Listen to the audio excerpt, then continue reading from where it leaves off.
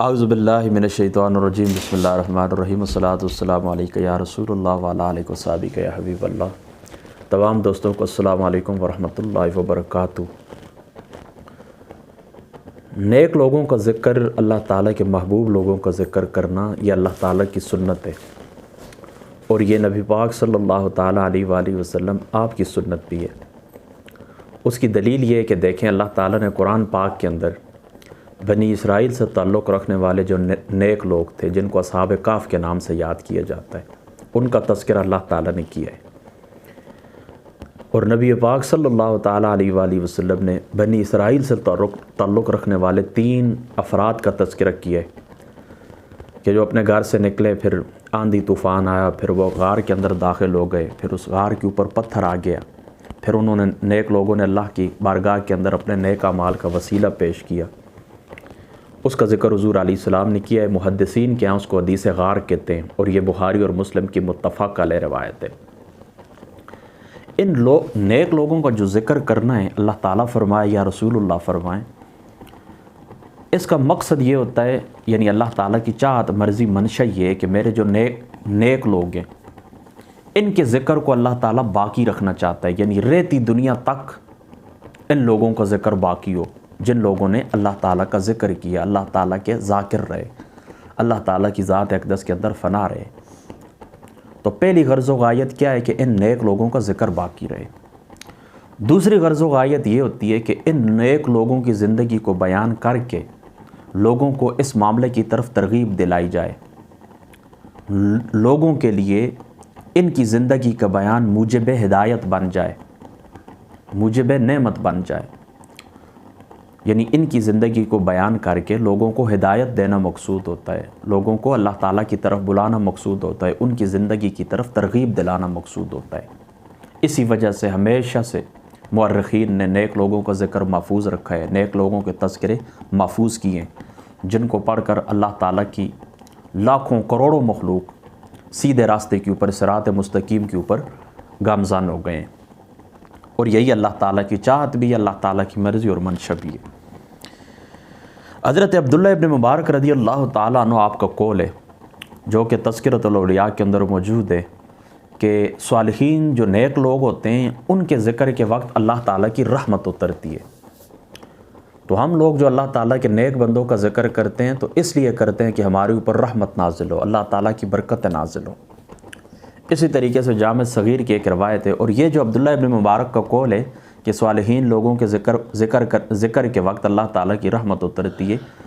یہ بعض تصوف کی کتب کے اندر یہ قول نبی پاک صلی اللہ تعالیٰ علیہ وآلہ وسلم کی ذات اقدس کی طرف بھی منسوب کیا گیا ہے، یعنی یہ آقا علیہ الصلوۃ والسلام کا فرمان ہے، حضرت عبداللہ ابن مبارک کا قول نہیں ہے۔ بہرحال صحیح اسی طرح یہ کہ یہ حضرت عبداللہ ابن مبارک کا قول ہے۔ آقا علیہ الصلوۃ والسلام کا جو فرمان ہے وہ یہ کہ ذکر الانبیاء والمرسلین عبادہ و ذکر الصالحین کفارہ، کہ آقا علیہ الصلوۃ والسلام نے فرمایا کہ اللہ تعالیٰ کے نبیوں کا ذکر کرنا عبادت ہے، اور اللہ تعالیٰ کے ولیوں کا ذکر کرنا گناہوں کا کفارہ ہے، یعنی نیک لوگوں کا ذکر آپ کریں گے، آپ کے گناہوں کا کفارہ ادا ہوگا۔ تو اسی طرز کے اوپر چلتے ہوئے، انہی معاملات کو سامنے رکھتے ہوئے، آج میں آپ کے سامنے مختصراً اپنے بابا جی صاحب دریا شریف رضی اللہ تعالیٰ عنہ آپ کا مختصر تذکرہ میں آپ لوگوں کے سامنے کرتا ہوں۔ حضرت بابا جی صاحب رضی اللہ تعالیٰ عنہ آپ کے جو والد گرامی ہیں، ان کا نام تھا حضرت احمد جی رحمۃ اللہ تعالیٰ علیہ۔ اللہ تعالیٰ کے کامل ولی تھے، اللہ تعالیٰ کے کامل بزرگ تھے، نہایت عظیم شخصیت، نہایت متقی پرہیزگار شخصیت، عالم بعمل، اور بالخصوص آپ کی جو شہرت تھی وہ میراث کے حوالے سے تھی، اور میراث کو آپ لوگ جانتے ہیں کہ نبی پاک صلی اللہ تعالیٰ علیہ وآلہ وسلم نے نصف علم قرار دیا ہے۔ میراث کے علوم کو آقا علیہ الصلوۃ والسلام نے نصف علم قرار دیا ہے، آدھا علم، اور دور دراز سے یہاں تک کہ کابل، قندھار اور افغانستان سے حضرت بابا جی صاحب، یعنی دریا شریف والے بابا جی صاحب رضی اللہ تعالیٰ عنہ آپ کے والد گرامی کے پاس لوگ علم میراث پڑھنے کے لیے آتے تھے۔ تو اس نیک شخصیت ولی کے گھر حضرت بابا جی صاحب عبد الغفور رضی اللہ تعالیٰ عنہ آپ دنیا کے اندر تشریف لائے۔ آپ نے جو ابتدائی کتابیں تھیں اپنے والد گرامی کے پاس پڑھیں، پھر مختلف مقامات کے اوپر آپ گئے ہیں۔ ہمارے اٹک کے اندر ایک کھوڑی گاؤں ہے، وہاں پر آپ تشریف لے کر گئے ہیں۔ قرآن پاک یاد کرنے کے لیے آپ شکر درہ تشریف لے کر گئے ہیں، اور علوم دینیہ پڑھنے کے لیے آپ رامپور اور دہلی وغیرہ آپ تشریف لے گئے ہیں۔ تو اپنے والد گرامی سے بھی آپ نے علم دین حاصل کیا، اور پھر دائیں بائیں جہاں جہاں تک اللہ تعالیٰ کے نیک بندوں کا، علماء کا شعرہ تھا، تو وہاں پر آپ نے جا کر علم دین حاصل کیا۔ آپ کے اساتذہ میں سے مشہور استاد ہیں حضرت قاضی غلام جیلانی صاحب رحمۃ اللہ تعالیٰ علیہ، جو قاضی زید الحسینی صاحب کے والد صاحب ہیں، تو یہ آپ کے استاد بھی ہیں۔ اور انہی کی یعنی قاضی غلام جیلانی صاحب جو تھے رحمۃ اللہ تعالیٰ علیہ، ان کے یہ بیٹی کے بیٹے، یعنی آپ کے کیا بنے، قاضی غلام جیلانی صاحب جو تھے آپ بہن کے بیٹے، یعنی آپ کے بانجے بھی ہوئے۔ تو قاضی صاحب زید الحسینی صاحب اور حضرت بابا جی صاحب رضی اللہ تعالیٰ عنہ یہ آپس میں ماموں زاد اور پھپھی زاد تھے، یہ آپ کا رشتہ تھا۔ اور قاضی غلام جیلانی صاحب رحمۃ اللہ تعالیٰ نے زید الحسینی صاحب کے جو والد گرامی ہیں وہ حضرت بابا جی صاحب رضی اللہ تعالیٰ عنہ آپ کے اساتذہ میں سے، آپ کے استاد ہیں۔ حضرت بابا جی صاحب رضی اللہ تعالیٰ عنہ کی جو مبارک زندگی ہے، تو اس کا تذکرہ میں تفصیل کے ساتھ تو نہیں کر سکتا، اور نہ ہی آپ کی جو زندگی ہے وہ تفصیل کے ساتھ محفوظ ہے۔ آپ کی جو زندگی مبارک ہے ان کو جاننے کا واحد ذریعہ ہمارے پاس آپ کے صاحبزادے اور میرے استاذ گرامی حضرت قبلہ الحاج سلطان محمود صاحب رحمۃ اللہ تعالیٰ علیہ، آپ کی ایک کتاب ہے تقریباً 150 صفحات کی ہے، لمحات نور، اس میں آپ کا مختصراً تذکرہ ملتا ہے۔ اور چونکہ بابا جی صاحب رضی اللہ تعالیٰ عنہ ماضی قریب کے ہی مطلب 1976 کے اندر آپ دنیا سے تشریف لے کر گئے ہیں، لہذا ارد گرد ان کو دیکھنے والے لوگ، ان کے ساتھ اٹھنے بیٹھنے والے لوگ ابھی تک موجود ہیں، یہاں تک کہ ہمارے والد صاحب دامت برکاتہم العالیہ، آپ نے بھی آپ کی مبارک زندگی کے اندر آپ کو دیکھا ہے، آپ کے پاس پڑھا ہے۔ بابا جی صاحب رضی اللہ تعالیٰ عنہ آپ کی 3 شادیاں تھیں، 2 شادیاں ہمارے گھرانے سے تھیں۔ ایک میرے جو دادا جان صاحب تھے رحمۃ اللہ تعالیٰ علیہ، ان کی سگی بہن تھیں، اور دوسری میرے دادا جان کی تایا زاد بہن تھیں۔ یہ آپ کی 2 شادیاں تھیں، اور ایک تیسری شادی تھی آپ کی حضرت مولانا محمد امین صاحب رحمۃ اللہ تعالیٰ علیہ، آپ کی بہن۔ یہ 3 شادیاں تھیں بابا جی صاحب رضی اللہ تعالیٰ عنہ کی، جن میں سے اللہ تعالیٰ نے آپ کو 8 بیٹے اور 1 بیٹی عنایت فرمایا، یعنی 3 شادیوں میں سے آپ کے 8 بیٹے تھے اور 1 بیٹی تھی۔ اور بابا جی صاحب رضی اللہ تعالیٰ عنہ آپ کی جو ذات اقدس ہے، ان کے ساتھ ہمارا سب سے بڑا رشتہ یہی ہے کہ آپ ہمارے جو والد صاحب کی پھوپھی جان ہیں ان کے گھر والے ہیں، یعنی کہ بابا جی صاحب کی رحمۃ اللہ تعالیٰ علیہ کی عقد زوجیت کے اندر ہمارے والد صاحب کی سکی پھوپھی ہیں۔ یہ ہمارا بابا جی صاحب رضی اللہ تعالیٰ عنہ کے ساتھ بنیادی رشتہ ہے، اور اس سے نیچے پھر باقی رشتے بھی ہیں۔ آپ کا معمول یہ تھا بابا جی صاحب رضی اللہ تعالیٰ عنہ کا، آپ صبح کا ناشتہ نہیں کیا کرتے تھے، صرف 2 وقت آپ کھانا کھاتے تھے، صرف 2 وقت، یعنی دوپہر کے وقت اور عشاء کے وقت، اور روٹی کا چوتھائی حصہ آپ تناول فرمایا کرتے تھے، یعنی روٹی کو آپ 3 ٹکڑے کریں، یا تیسرا حصہ یا چوتھا حصہ روٹی کا آپ تناول فرمایا کرتے تھے، اور اس کے ساتھ جو آپ کا سالن ہوتا تھا وہ مونگ یا مسور کی دال ہوتی تھی، یعنی ایک چھوٹی سی رکابی آپ سمجھ لیں، چھوٹی سی، وہ چھوٹی سی ایک رکابی ہوتی تھی، تو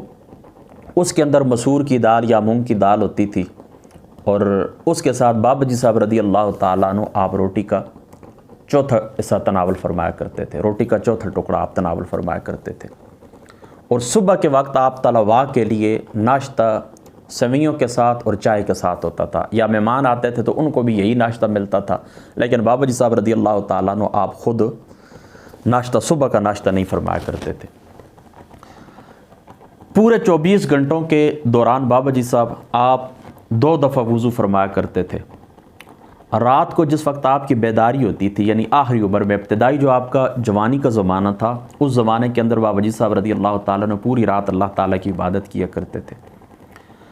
لیکن پھر آخری عمر کے اندر جو پچھلی عمر تھی آپ کی، تو اس کے اندر آپ اس طرح کے 2:30 کے اوپر آپ بیدار ہوتے تھے، اور تہجد کی اذان ہوتی تھی آپ کی مسجد کے اندر. دریا شریف کے اندر آج بھی آپ کی 3 منزلہ مسجد موجود ہے. ان 3 منزلہ مسجد کے اندر آپ رہائش پذیر تھے. مسجد کا ایک کمرہ تھا آپ کا, اس میں آپ رہائش پذیر تھے. تو 2:30 پر بابا جی صاحب رضی اللہ تعالیٰ عنہ آپ بیدار ہوتے, وضو فرماتے اور وضو فرما کر تہجد کی نماز ادا کرتے. اور ارد گرد جو لوگ تھے گاؤں کے, تو وہ لوگ تہجد کی نماز ادا کرنے کے لیے جس طرح پیتی گاؤں سے, مراڑیاں سے, اسی طریقے سے کالو سے, اسی طریقے سے موسیٰ سے,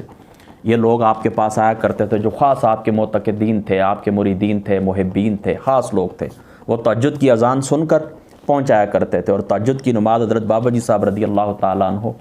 آپ کے ساتھ ادا فرمایا کرتے تھے.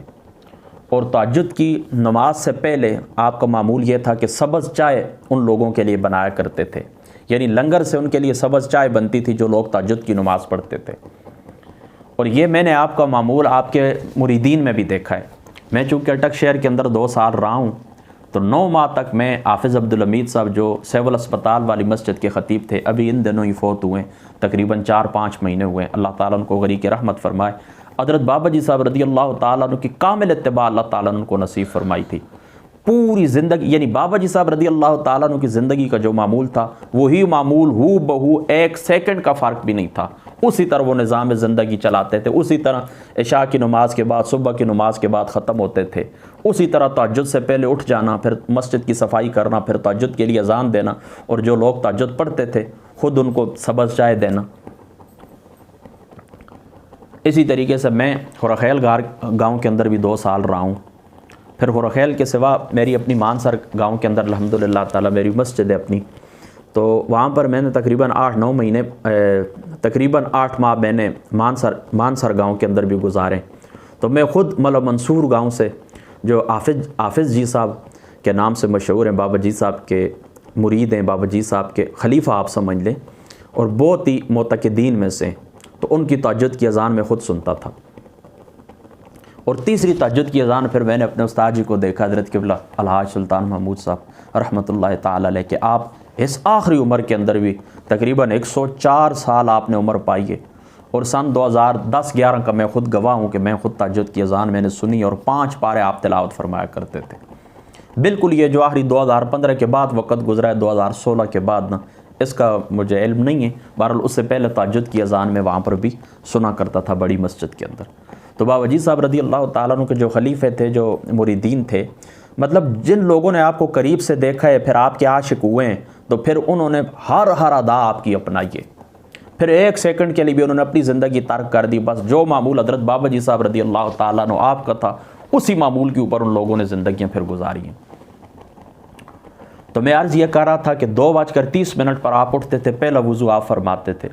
اور پھر دن 11 بجے کے وقت اس طرح آپ کرتے تھے. 11 بجے کے وقت آپ دوسرا وضو فرماتے تھے, یعنی یہ 24 گھنٹوں کے اندر 2 دفعہ آپ وضو فرماتے, اور 2 دفعہ بہت ہی نہایت ہی معمولی سا آپ حضرت بابا جی صاحب رضی اللہ تعالیٰ عنہ آپ کھانا تناول فرماتے تھے. سب سے بڑی بات جو ہوتی ہے کہ آپ کو اللہ تعالیٰ کی ذات اقدس نے, نبی پاک صلی اللہ تعالیٰ علیہ وآلہ وسلم کی کامل اتباع اللہ تعالیٰ نے آپ کو نصیب فرمائی تھی. حضرت بابا جی صاحب رضی اللہ تعالیٰ عنہ سنتوں کو چھوڑیں, مستحبات کے اوپر بھی اس طرح پابندی فرمایا کرتے تھے جس طرح فرائض کے اوپر کوئی شخص عمل کرتا ہے. اور ولی کی نشانی بھی یہی ہوتی ہے کہ عام لوگ فرائض کی پرواہ کرتے ہیں, مومنین جو ہوتے ہیں یہ فرائض کی پرواہ کرتے ہیں, اور جو اللہ تعالیٰ کے ولی ہوتے ہیں وہ مستحبات کے اوپر بھی ایسے عمل پیرا ہوتے ہیں جس طریقے سے فرض کے اوپر عمل کیا جاتا ہے. اور شان استغنا اللہ تعالیٰ نے آپ کو یہ عنایت فرمائی تھی کہ آپ نے کبھی بھی طلباء کے نام کے اوپر, مسجد کے نام کے اوپر کبھی بھی 1 پیسہ بھی کسی سے چندہ نہیں لیا ہے. کبھی بھی 1 پیسہ بھی آپ نے پوری زندگی کے اندر آپ نے چندہ نہیں لیا. لمحات نور کے اندر موجود ہے کہ بڑی عید کے موقع کے اوپر بابا جی صاحب رضی اللہ تعالیٰ عنہ آپ نے اعلان کیا تھا, آپ نے فرمایا جس کسی نے کبھی مجھے کچھ دیا ہے وہ ابھی اٹھ کر اس بڑے مجمع کے اندر مجھے بتا دے. یہ آپ کا عالم تھا, یہ اللہ تعالیٰ نے آپ کو شان استغنا عطا فرمائی تھی. تو نبی پاک صلی اللہ تعالیٰ علیہ وآلہ وسلم کی سنتوں کی کامل اتباع اللہ تعالیٰ نے آپ کو, حضور علیہ الصلوۃ والسلام کی ذات اقدس کی کامل اتباع اللہ تعالیٰ نے آپ کو عنایت فرمائی تھی. دوسری بات خاص آپ کی یہی تھی کہ پوری زندگی آپ نے نظریں نیچے رکھی ہیں، اپنی نگاہوں کی حفاظت فرمائی ہے، نظر اٹھا کر کبھی کسی کو نہیں دیکھا ہے۔ اس معاملے کے اوپر بہت ساری گواہیاں، بہت سارے واقعات اور بھی ہیں ذکر کرنے کے قابل ہیں، لیکن اختصار کے پیش نظر میں ان کو یہاں پر چھوڑتا ہوں کہ آپ نے زندگی بھر اپنی نگاہیں اوپر نہیں کی، ہمیشہ راستے کے اندر چلیں تو آپ نے اپنی نگاہوں کو جھکا کر آپ چلیں، یہ آپ کی شان استغنا تھی۔ اور اللہ تعالیٰ نے آپ کو آواز کی خوبصورتی وہ عطا فرمائی تھی کہ آپ جس وقت دریا شریف مسجد کے اندر قرآن پاک پڑھا کرتے تھے تو یہ جو ازرو والا روڈ ہے، موسیٰ پل والا روڈ، یہاں سے لوگ گزرتے تھے اپنی گاڑیاں وغیرہ چھوڑ کر دریا شریف پہنچ جاتے تھے حضرت بابا جی صاحب رضی اللہ تعالیٰ عنہ کی تلاوت سننے کے لیے۔ اللہ تعالیٰ نے وہ خوش آوازی آپ کو عطا فرمائی تھی۔ اور رمضان المبارک کے اندر آپ مسجد کے اندر جس وقت آغاز کرتے تو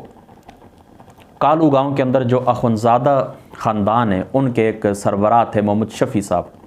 وہ کہتے تھے کہ مجھے پتہ چل جاتا تھا کہ بابا جی صاحب رحمۃ اللہ تعالی علیہ آپ نے تراویح کی نماز شروع فرما دی ہے۔ یہ اللہ تعالیٰ نے آپ کو وہ شان عطا، اتنی یعنی آپ کی بلند آواز تھی اور اتنی خوبصورت آواز تھی کہ ارد گرد علاقے کے اندر آپ کی آواز جاتی تھی اور لوگ اپنے کام چھوڑ کر بابا جی صاحب رحمۃ اللہ تعالی علیہ آپ کی اقتداء کے اندر پہنچاتے تھے۔ اور آپ کے اخلاق کا میں عالم آپ کو بتاؤں کہ آپ کے گاؤں کے اندر ہی تھے مولوی غلام اللہ خان، اور بڑے مشہور ہیں علماء دیوبند کے، ایک بہت بڑے عالم ہیں، لوگ جانتے ہوں گے، اگر نہیں بھی جانتے دریا شریف کے نام سے نہیں بھی جانتے تو تعلیم القرآن راجہ بازار کے اندر اس شخص کا بہت بڑا مدرسہ تھا اور وہ گاؤں کے ملکوں میں سے تھا، آوان برادری سے اس کا تعلق تھا، مولانا غلام اللہ خان۔ تو پوری زندگی بابا جی صاحب رضی اللہ تعالیٰ عنہ کی یہ مد مقابل رہا ہے، تقریباً 60 سے لے کر 65 کیس اس نے بابا جی صاحب رضی اللہ تعالیٰ عنہ کے خلاف عدالت کے اندر دائر کیے، 60 سے لے کر 65 تک اس نے مقدمے دائر کیے، کبھی کس مقدمے کے اندر کبھی کس مقدمے کے اندر۔ اس کی پوری زندگی کی کوشش یہی تھی کہ کسی طریقے سے بابا جی صاحب کہاں چلے جائیں، کچہری کے اندر پیش ہو جائیں، لیکن آپ کے جو غلام تھے، خادمین تھے، وہی جاتے تھے، آپ نہیں گئے کبھی بھی۔ اس کی زندگی کے اندر اس کی یہ خواہش کبھی بھی پوری نہیں ہوئی۔ تو پوری زندگی آپ اندازہ کریں کہ 60 یا 65 مقدمے جس شخص نے بابا جی صاحب رضی اللہ تعالیٰ عنہ کے خلاف دائر کیے، اس بابا جی صاحب رضی اللہ تعالیٰ عنہ کے اخلاق کا یہ عالم تھا کہ ایک دفعہ اندھیری رات کے اندر آپ تہجد سے کچھ پہلے آپ بیدار ہوئے اور آپ باہر نکلے، لالٹین آپ کے ہاتھ میں تھی۔ تو یہی مولانا غلام اللہ خان اپنی مسجد سے واپس آ رہا تھا تو بابا جی صاحب رضی اللہ تعالیٰ عنہ کی مسجد کے پاس جو چڑھائی ہے، اس چڑھائی کے اوپر اس کا گھر تھا۔ تو راستے کے اندر اب ظاہری سی بات ہے، طوفانی رات ہے، اب روشنی بھی نہیں ہے، اسی طریقے سے راستے کے اندر کیچڑ ہے، بارش ہو رہی ہے۔ تو پھر آپ نے اس طرح کیا کہ لالٹین آگے کر کے اس کو فرمانے لگے کہ آپ اس طرح کریں کہ یہاں سے چلے جائیں، یہ راستہ ٹھیک ہے۔ کیا مقصد تھا؟ کہیں یہ گر نہ جائے، اس کو چوٹ نہ لگ جائے۔ یہ دیکھیں اللہ تعالیٰ کے ولی کی شان دیکھیں، اللہ تعالیٰ کے ولی کا مقام دیکھیں، اللہ تعالیٰ کے ولی کی فاضلانہ شان دیکھیں۔ یعنی اللہ تعالیٰ نے اخلاق فاضلہ میں سے آپ کو اللہ تعالیٰ نے کیا عنایت فرمایا تھا، اتنے بڑے اخلاق کے آپ عامل تھے۔ دیکھیں نا، حضور علیہ الصلاۃ والسلام کے بارے میں اللہ تعالیٰ کیا فرماتا ہے؟ اللہ تعالیٰ فرماتا ہے طٰہٰ مَا أَنزَلْنَا عَلَيْكَ الْقُرْآنَ لِتَشْقَىٰ وَإِنَّكَ لَعَلَىٰ خُلُقٍ عَظِيمٍ۔ خلق عظیم اللہ تعالیٰ نے نبی پاک صلی اللہ تعالیٰ علیہ وآلہ وسلم کی ذات اقدس کو عنایت فرمایا تھا، اور پھر اس خلق عظیم کا عکس، اس خلق عظیم کا مظہر اللہ تعالیٰ نے بابا جی صاحب دریا شریف رضی اللہ تعالیٰ عنہ یعنی حضور علیہ الصلاۃ والسلام کی کامل اتباع کے صدقے اس خلق عظیم کا عکس اللہ تعالیٰ نے ہمارے بابا جی صاحب رضی اللہ تعالیٰ عنہ آپ کو عنایت فرمایا تھا۔ اب بابا جی صاحب رضی اللہ تعالیٰ عنہ کی جس زندگی کا تعلق طریقت سے، اور پھر کچھ آپ کی کشف اور کرامات ہیں، تو انشاءاللہ تعالیٰ زندگی باقی رہی تو میں ان کو ایک الگ دوسرے حصے کے اندر بیان کر دوں گا۔ ابھی فی الحال اس طرح کی بات لمبی ہو جائے گی۔ بہرحال میں مختصراً آپ کو بتا دیتا ہوں کہ آپ گئے تھے مانکی شریف، سب سے پہلے مانکی شریف کے اندر آپ نے بیعت کی تھی، اور پھر مانکی شریف کے بعد جس وقت ان کا وصال ہو گیا تھا تو آپ کا یہ طرز تھا، آپ فرماتے تھے کہ جو مریض ہوتا ہے اس کو بغیر حکیم کے نہیں رہنا چاہیے کسی صورت کے اندر۔ جب ان کا وصال ہوا تو پھر آپ بارزئی شریف تشریف لے گئے تھے، اور بارزئی شریف کے اندر میں یہ نہیں جانتا کہ آپ نے کس شخص کی بیعت کی تھی۔ جو حضرت بادشاہ صاحب ہیں بارزئی شریف کے اندر، ان کے جو والد گرامی، ان کی قبر میں نے خود اس مسجد کے اندر دیکھی ہے، حضرت صفی اللہ صاحب رحمۃ اللہ تعالی علیہ۔ ہو سکتا ہے ان کے ہاتھ کے اوپر بیعت ہوں یا پھر ان کے والد صاحب کے ہاتھ کے اوپر۔ بہرحال بارزئی شریف کے ساتھ آپ نے نسبت قائم کی تھی، ارادت کی۔ پھر اس طرح ہوا جب ان کا بھی وصال ہوا تو پھر آپ چلے گئے سواک شریف۔ تو کس طرح گئے تھے؟ آپ فرماتے ہیں کہ خواب کے اندر ایک شخص نے، نورانی صورت والے ایک شخص تھے، تو انہوں نے مجھے اس طرح کیا کہ آ کر میرے گلے کے اندر آپ نے ریشمی دوپٹہ ڈالا، اور بڑا نورانی ان کی شکل تھی۔ تو کالو گاؤں کے ایک شخص تھے، ان کا نام مجھے ابھی یاد نہیں ہے، ان کو پھر آپ نے بلایا تھا۔ وہ موڑا شریف قاسم موڑوی صاحب رحمۃ اللہ تعالی علیہ کے ساتھ ان کی ایک نسبت تھی، ان کو آپ نے بلایا ہے۔ تو ان کو بلا کر فرمایا کہ یہ شخص ہے۔ پھر انہوں نے مراقبہ کیا، کہتے مجھے خواب کے اندر میں نے دیکھا کہ فلاں شخص نے مجھے دوپٹہ اڑوایا ہے ریشمی، تو اس صورت کا وہ شخص تھا، یہ کون ہے؟ انہوں نے مراقبہ کیا تو پھر انہوں نے لائن بتائی ہے کہ یہ بندہ تو سواک شریف کے اندر ہے۔ پھر آپ وہاں پر تشریف لے گئے تھے، اور تا دم وصال پھر آپ وہاں پر رہے، ان کے ساتھ آپ نے نسبت ارادت رکھی ہے۔ اور چاروں سلسلوں کے اندر ان لوگوں نے، یعنی سواک شریف والوں نے حضرت بابا جی صاحب رضی اللہ تعالیٰ عنہ آپ کو مجاز کیا تھا۔ پھر اس کے بعد ان کے وصال کے بعد پھر بابا جی صاحب رحمۃ اللہ تعالیٰ علیہ آپ نے گولڈا شریف بھی کچھ عرصہ گئے ہیں۔ اس کے اندر بھی آپ فرماتے ہیں کہ مجھے اشارہ ہوا، میں پنڈی جاتا تھا تو حضرت سیدنا پیر مہر علی شاہ صاحب رضی اللہ تعالیٰ عنہ آپ خواب کے اندر تشریف لائے ہیں۔ تو آپ نے فرمایا کہ آپ پنڈی آتے ہیں، فلاں بزرگ کی مزار کے اوپر حاضری دیتے ہیں، میرے پاس نہیں آتے۔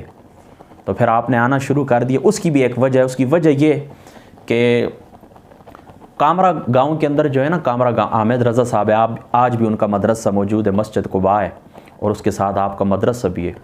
بہت بڑی خدمت کی انہوں نے۔ تو ان کے پردادا جی تھے جن کا نام تھا رحمت، وہ حضرت پیر مہر علی شاہ صاحب رضی اللہ تعالیٰ عنہ کے ڈائریکٹ مرید تھے۔ تو ان کو خواب کے اندر آئے تھے حضرت پیر مہر علی شاہ صاحب رضی اللہ تعالیٰ عنہ، اور آپ نے حکم دیا تھا، چونکہ مولانا غلام اللہ خان کے ساتھ آپ کی وہ مخاصمت تھی، آپ کی ٹکر تھی، وہ آپ کے اوپر مقدمے کرتا تھا۔ تو انہوں نے کہا کہ ان ساری خواب کے اندر آ کر پیر مہر علی شاہ صاحب نے حامد رضا صاحب کے پردادا جی صاحب رحمت صاحب کو یہ حکم دیا کہ آپ اس طرح کریں کہ یہ جتنے بھی کیس ہیں آپ صاحب ان کی پیروی کریں، ان کی ذمہ داری اٹھا لیں۔